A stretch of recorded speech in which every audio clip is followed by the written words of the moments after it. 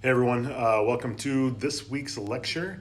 Talking about or completing or finishing the lecture talking about how do we control movement speed and accuracy, right? So to do that, we have to go back a little bit and think about movement from a standpoint of motor programs, right? So these motor programs are these pre-built sort of conditioned responses, these movement programs, these movement production units that we have that allow us to produce any of a number of different movements in a relatively short period of time, right? So to be able to understand speed and accuracy, we have to make sure that we understand these motor programs. Now, it's important to note that when we talk about these motor programs, one of the keys or one of the important parts of this is that they're very unique. When we have 12 or 15 of these skeletal programs that we sort of build everything off, right? So we take the surface features of these movements and we change those in order to make them successful for the environment that we're in. We're really taking these 12 to 15 movements and we're taking the overhand throw and we're changing the surface features like velocity or angular kinematics or location, and we're changing those in order to be able to address the needs of the environment to meet some sort of target goal, right? Those are the surface features, so we're changing those surface features. But an important part to note is that when we talk about these motor programs is that they all have invariant features, and the invariant features are what make a motor program, and those invariant features are the relative timing. And the best way to kind of understand relative timing is to think about it from a standpoint of the difference between walking and running. Right? Walking has a very unique and a very significant relative timing that is unique to it, right? When we talk about walking, if we get on a treadmill, put the treadmill at 2 miles an hour, when we define walking, we define it as both feet are always on the ground at the exact same time. And even though it looks like running, it isn't quite the same. And we continue to utilize that motor program as long as the environmental demands require that we walk, right? So if we were on a treadmill and we continue to increase the velocity of the treadmill 2, 3, 4, 5 miles an hour, whatever it is for you, at some point, the relative timing of those movements will no longer be sufficient in order to just maintain that walking motor program, right? And we have to switch from a walking motor program to a running motor program.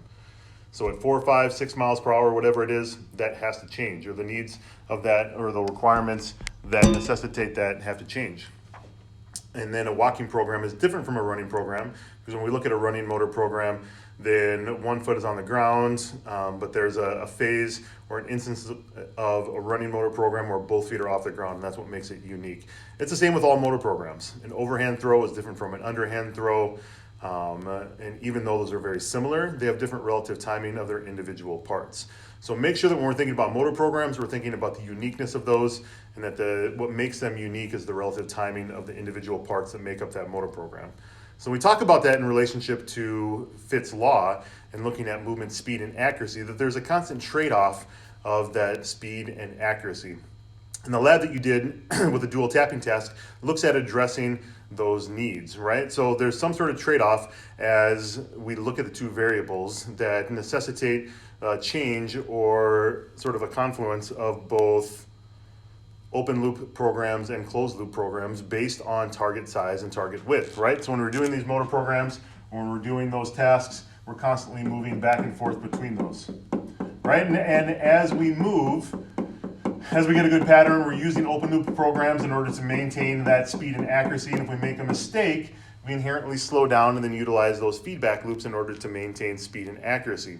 And the two variables that we have that sort of dominate Fitts' law look at target size and target width. So the examples that we're going to give, just to get you thinking about this speed and accuracy trade-off, is to look at a couple of different examples that really do emphasize this speed and accuracy trade-off. And sort of the classic example that we have as far as how we manipulate those variables looks at how we can change the target size and target width in order to maintain both speed and accuracy. And sort of the classic example that's usually given that looks at this speed and accuracy trade-off is hammering a nail. So if we look at my amazing drawing skills really quickly, right? So we've got a nail.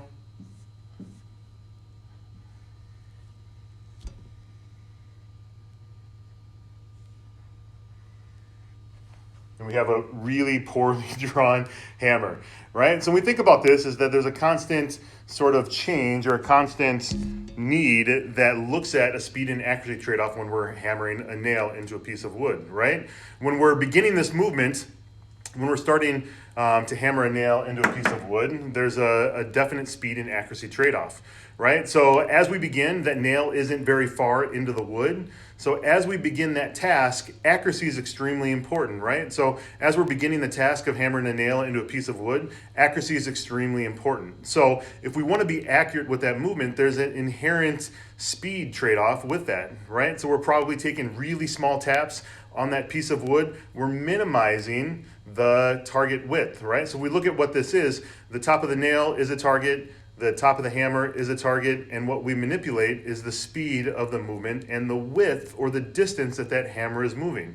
So as we begin to produce that movement, and we can see if we've got my hammer here and a nail here, if we're inherently changing the variables based on target size and target width, we can't change the size of the hammer, right? We can't change the size of the nail head, so we change the distance between those two targets, right? And we change the speed in which we move. So as the nail is beginning to be driven in, right, we're doing really small little taps, tap, tap, tap, tap, tap.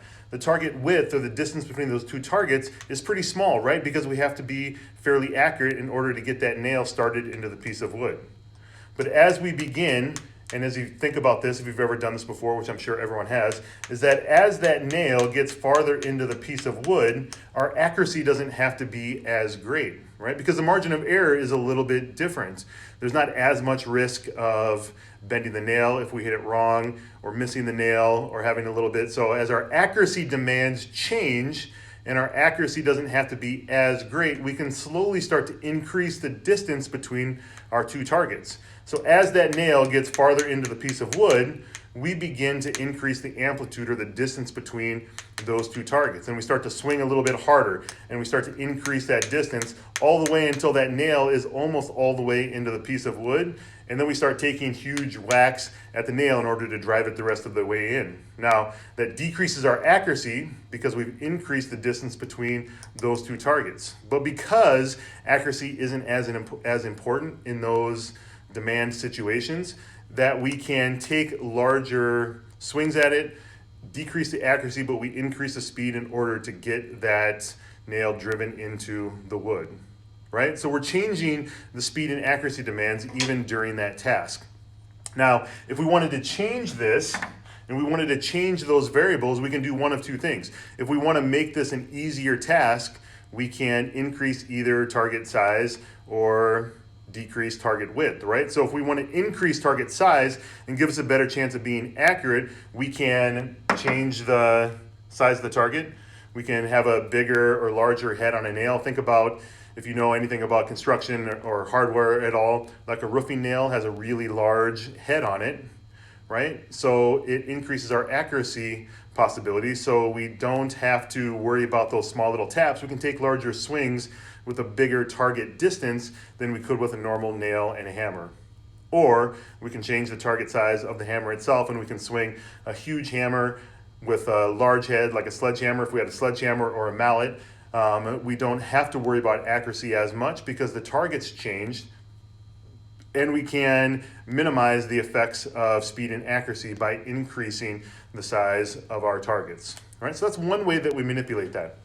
So let's think about this also from a sports standpoint. So for those that know golf, one of the ways that we can emphasize this speed and accuracy trade-off in a real world example is to think about golf and use that as an example, right? So the size of the ball doesn't change, but the ball is one of our targets, right? But when you think about this from a standpoint of being on a driving range and taking shots on a driving range, we don't change the size of the ball, but we can manipulate other variables that can increase our accuracy by changing what we are utilizing, right? So if we think about the distance between the two targets or the target sizes, we're constantly manipulating those variables in the game of golf in order to make it easier.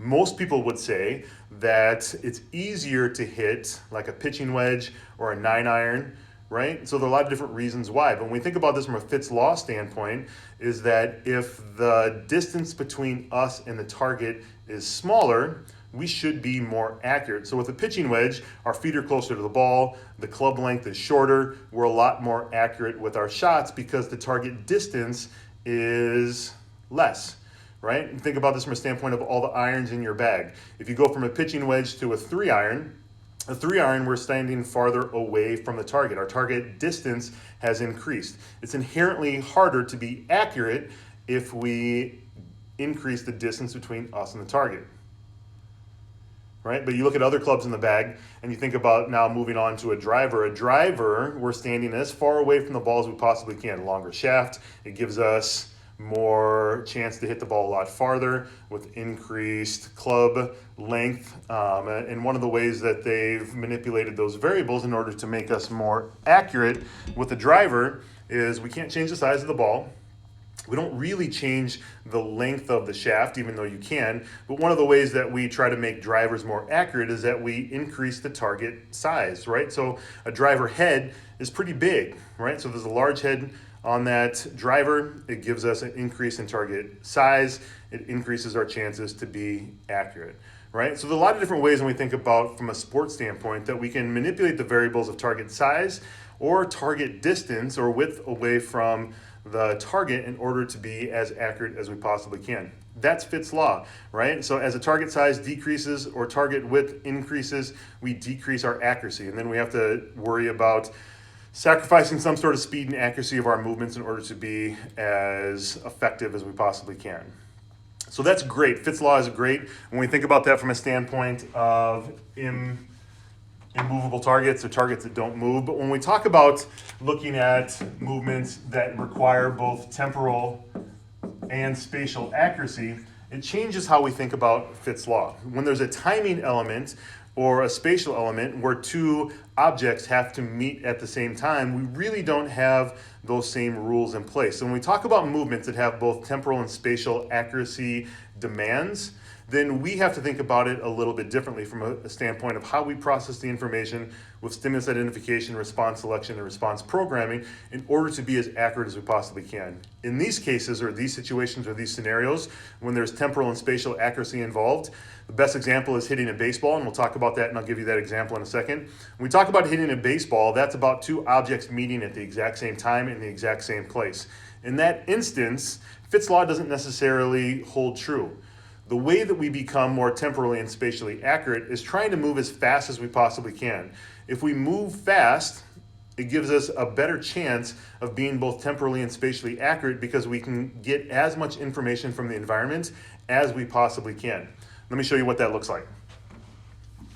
Now, we've used this example a lot of hitting a 90-mile-an-hour fastball.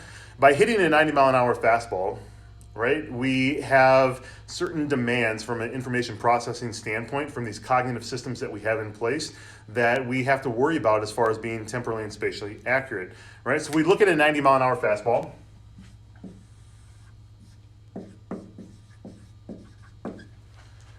And a 90-mile-an-hour fastball takes about 480 milliseconds from the time it leaves the pitcher's hands until it gets to a point where we have to make contact with the ball. The one invariant feature that we have with information processing is how long it takes for us to go through those cognitive demands, right? So those cognitive demands, remember, is that black box model that we've talked about a lot with stimulus identification, response selection, response programming, and that's the length of time that we have from the time that we identify a stimulus in the environment, we select the appropriate response, we program the appropriate response, and that movement begins. Right? It's pretty standard for everyone, right? That's something that we have inherent born ability, and we've studied that a lot with reaction time, right? So with reaction time, we've looked at what that is for everyone. If we just take the standard length of time being 220 milliseconds, we can't change that, right? So we can't change how quickly we can process information. We may be able to influence it a little bit with some of the factors like practice, like anticipation, those types of things. We can influence it, but we can't shorten that very much, right? So if we look at these 220 milliseconds, somewhere in the middle of this process, we have that 220 milliseconds of where we're just processing information where we can't change anything about that. One of the other things that we can look at as far as variables is how fast we swing, right? If we look at how fast we swing a bat, we have to factor that in from the length of time it takes for us to initiate that movement to the point of contact with that ball. So if we look at the movement swing, and we've talked about this a little bit when we looked at open loop control systems, if we look at how long it takes for us to swing, and let's say that that's 100 milliseconds, And our baseball swing is 100 milliseconds. We've practiced a lot. We're a professional baseball player, and our swing takes 100 milliseconds. That's what that is. So we look at information processing. We look at the speed of our swing. We've got 320 milliseconds of time that we've accounted for so far. The only part of this that we don't have accounted for yet is the length of time from the time the ball leaves the pitcher's hand until we have to make that decision, right? So we're almost working backwards to look at the demands of this particular movement. So we do the math real quick. 220 and 100 is 320. That leaves us with 160 milliseconds. So 160 milliseconds is the length of time that we have to gather all the information from the environment in order to initiate that information processing system. All right? Which again isn't very long. But we take a look at this, the only thing that we can change with this, as far as manipulating these variables, what can we do to make this movement more accurate? We're not worried about target size. We're not really worried about target distance. We're only looking at how fast we can swing a bat. The only way that we can influence this, or the only way that we can manipulate this, is to practice, work, change our swing, change the variables in order to make this shorter. So if we move faster, we can become more accurate. And the way that we do this is that if we change this and we change our swing from 100 milliseconds to 80 milliseconds, we've gained some ground in the other end. And what that does is that as we've gained 20 milliseconds in our swing, that gives us more time in order to get information from the environment to be more accurate with our decision-making process. So now, instead of having 160 milliseconds from the time the ball leaves the pitcher's hand to pick up velocity, placement, spin, those different types of things, now we have 180 milliseconds. That extra 20 milliseconds is going to make this process as accurate as we possibly can. So how do we do that? So now we can look at things like Fitts' law, and how does Fitts' law fit into this? Well, Fitts' law states that if we can decrease target size or decrease target width, we can influence this process. We can't change the size of the ball. We could change the size of the bat, right? If we have a bigger bat and a bigger barrel, we can allow ourselves a little bit more freedom as far as accuracy. But one of the things that we can do, and one of the things that you'll see with baseball players that they do if they have 2 strikes or if it's a tough pitcher, is that one of the things that some batters will do will actually be choke up on the bat a little bit, move closer to the plate. That decreases the distance that they have between them and the target, which utilizes Fitts' law in order to maintain some level of speed and accuracy. So based on Fitts' law with target size and target width and manipulating those variables, and also with temporal and spatial accuracy, if we move faster, it actually gives us more time to process information from the environment, which gives us a better chance to be accurate with our movements. So by manipulating those variables, we can influence how quickly and how accurately we can move. There you have it. That PowerPoint is up online. Thanks for keeping up, everyone. Thanks for working hard with those labs. I've gotten a lot of those back already. Continue to work on those final projects. I don't need those turned in at all as far as that first half of the process. Just keep working on those. I'll give you some other milestones, and as we go over new material, I'll sort of talk through how that influences the rest of your final project. But keep working on those. If you have questions, feel free to email me. I guarantee you you're not the only one that has those, and then I'll email those concerns or questions out to the rest of the class. So have a great couple of days. I'll see you on Wednesday where we'll explain the next lab. A little bit up in the air because the next lab was pretty group heavy and one that included collecting data as a larger group. So a couple of days to sort of let me sort of figure out where we're going with that lab and what we're going to be doing, a little bit of adjusting or adapting, but hang with it. I hope you're all safe. I hope you're all healthy. I hope you're enjoying your social distancing with people that you love, with people that you care about. I'll be praying for you. I hope you're praying for those that you care about as well. Take care, and we'll talk soon.